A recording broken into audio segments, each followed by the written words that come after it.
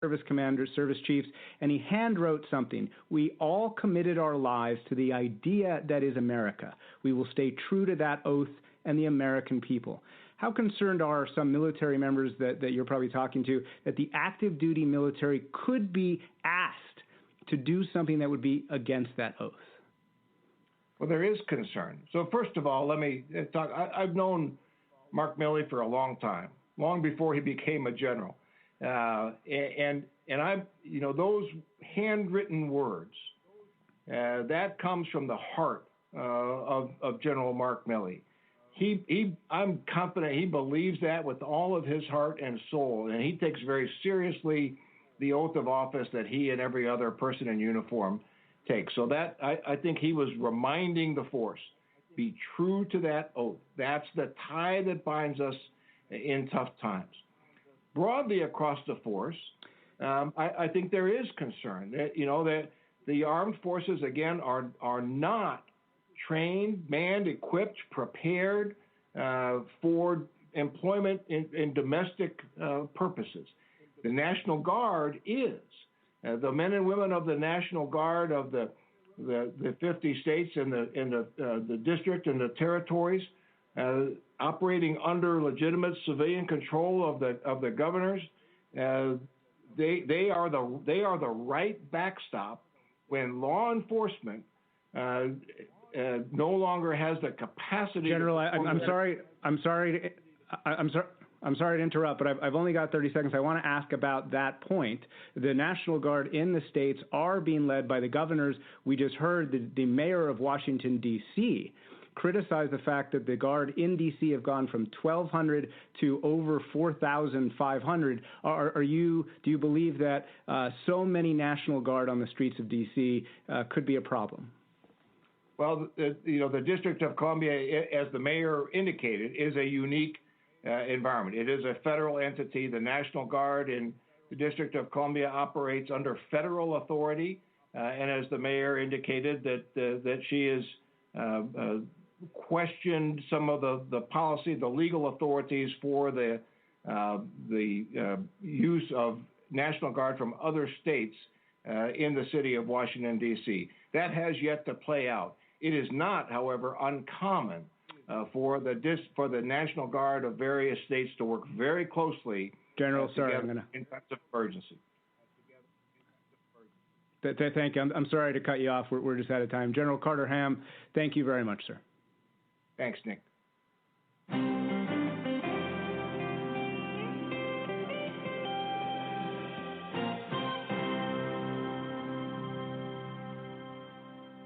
In the day's other news, amid the nationwide protest demanding racial justice, the state of Virginia is taking down a famous statue of Confederate General Robert E. Lee. Governor Ralph Northam announced that the statue will be removed from Richmond's well-known Monument Avenue. He said the state can no longer showcase a cause that sought to preserve slavery. I believe in a Virginia that studies its past in an honest way. I believe that when we learn more, we can do more. And I believe that when we learn more, when we take that honest look at our past, we must do more than just talk about the future. We must take action. The Lee statue is going into temporary storage. Business closings and cutbacks during the COVID-19 pandemic have claimed another 1.9 million jobs. Today's report means that more than 21 million American workers are currently receiving jobless benefits. The number peaked 2 weeks ago at nearly 25 million. The head of the U.S. Centers for Disease Control and Prevention voiced fresh fears today that protests drawing thousands into the streets will lead to new coronavirus outbreaks. Robert Redfield told a congressional hearing that demonstrators need to find out if they're infected. Those individuals that have partaken in these peaceful protests or been out protesting, and particularly if they're in metropolitan areas that really haven't controlled the outbreak, we really want those individuals to highly consider being evaluated and get tested. Meanwhile, the British medical journal, The Lancet, retracted a sharply negative study on using hydroxychloroquine to fight the coronavirus. The data had come under growing criticism. And the United Nations warned that the pandemic is disrupting vaccinations for measles and polio and putting millions of children at risk around the world. In Hong Kong, thousands of people defied a police ban to mark the anniversary of the Tiananmen Square crackdown in Beijing. They held a candlelight vigil to remember hundreds and possibly thousands of protesters killed by the Chinese military on June 4, 1989. Police did little to stop them. We'll have more on Hong Kong right after the news summary. A U.S. Navy veteran headed home from Iran today in a prisoner deal. Michael White had been held since he was convicted of insulting Iran's supreme leader in 2018. In return for White's release, U.S. officials agreed not to seek more prison time for an Iranian-American doctor who violated sanctions on Iran. Back in this country, the National Basketball Association has agreed to restart its regular season in late July. Competition was halted in March by the COVID-19 pandemic. Remaining regular season games will take place at Walt Disney World in Florida. And on Wall Street, the Dow Jones Industrial Average gained about 12 points to close at 26,281. But the Nasdaq fell 67 points and the S&P 500 slipped 10. Still to come on the NewsHour, protesters defy bans on gathering in Hong Kong to mark the anniversary of the Tiananmen Square massacre. Social distancing and the desire to work from home create a potentially devastating effect on real estate, and much more.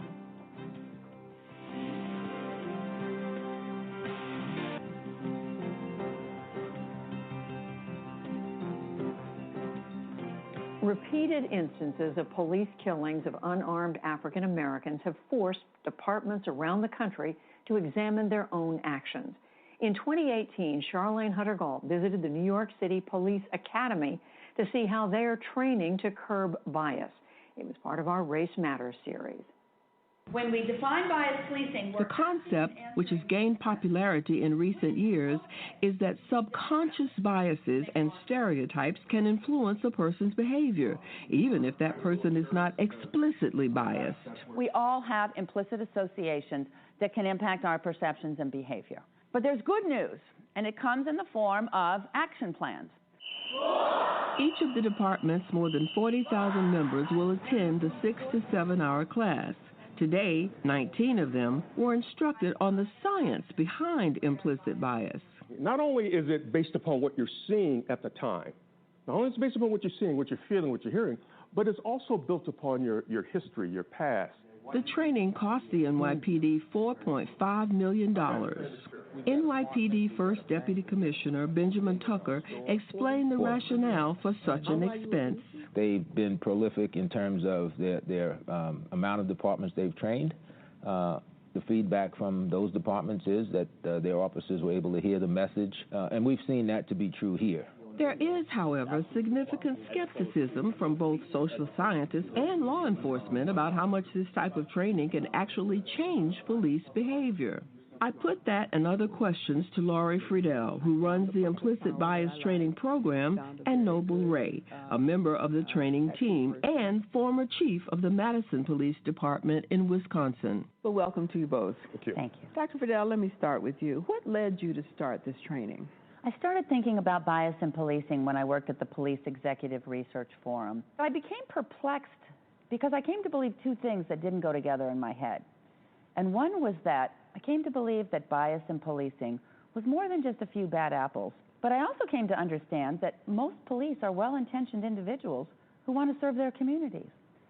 And I couldn't figure out how both of those things could be true until I was introduced to the science of bias. So that leads me to the definition. What is implicit bias? So explicit bias would be like a racist. It's conscious, it's deliberate. The stereotypes that a person has is based on animus and hostility. With implicit bias, we still have stereotypes about groups, but it's not conscious and deliberate. And in fact, implicit biases can impact us outside of conscious awareness, and it impacts even on individuals who at the conscious level reject biases and stereotypes and prejudice. One of the critical aspects of this training is not just telling them about implicit biases and so they recognize them, but they need to have tools to reduce and manage biases. Like? If we recognize our implicit biases and we're motivated, we can actually overcome our biases and implement bias-free behavior. So the motivation has to come from these classes or these sessions. It does, but it also comes, again, most cops are well-meaning individuals. And so once they understand that their mind is playing tricks on them and it might produce discriminatory behavior, there's a large number that say, I want to do better. Chief Ray, how did you get involved in this? I mean, you're a black policeman, and I think that most people, when they think about bias and police, they think about white policemen and black people. How did you get involved? You know, I kind of fall into that same category. I thought that when I first started. Throughout my career, I always thought the issues related to bias, I usually focused on the explicit bias. So I would go into a training, fold my arms, and say, literally, this is for the white guys in the room. What I realized is that it wasn't about a specific race in terms of, you know, an African-American police officer not being impacted by it, or a white police officer are the only ones.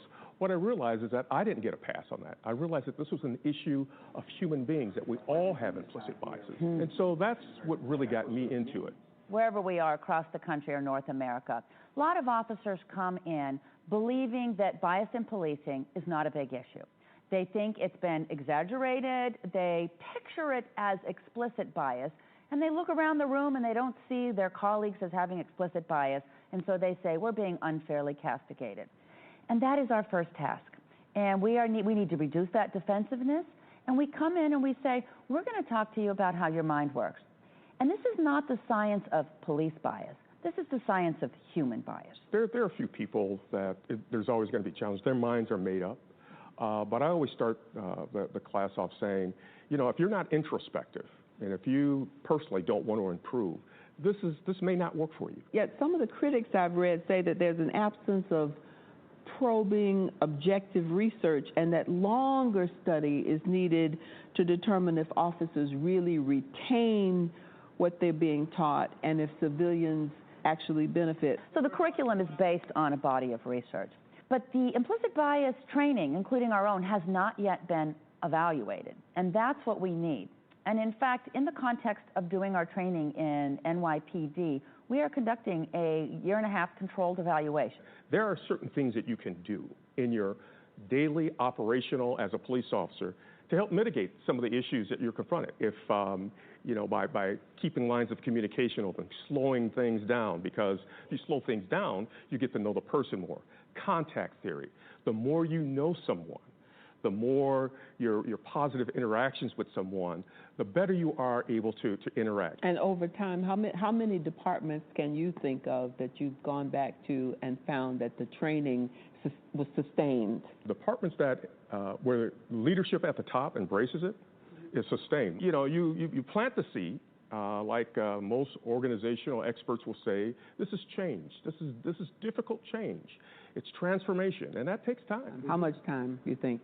I think this issue is generational. We're changing the way we think about this issue. We're changing the tools that we're using to address it, and I think we are on the right trajectory, and I think we're going to see great changes in policing along these lines.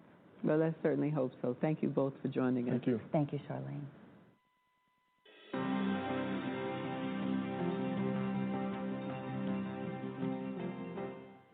As curfews in many cities are about to begin again tonight, we're at a place where we don't need to go searching past events and expert opinions in order to understand the protests around the killing of George Floyd.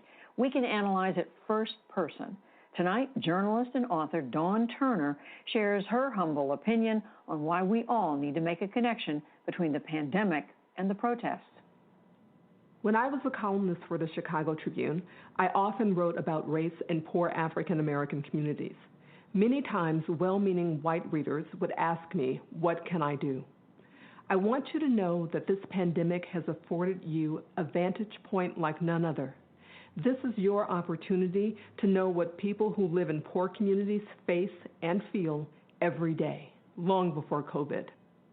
I want you to remember what it feels like to stand in long lines to enter stores.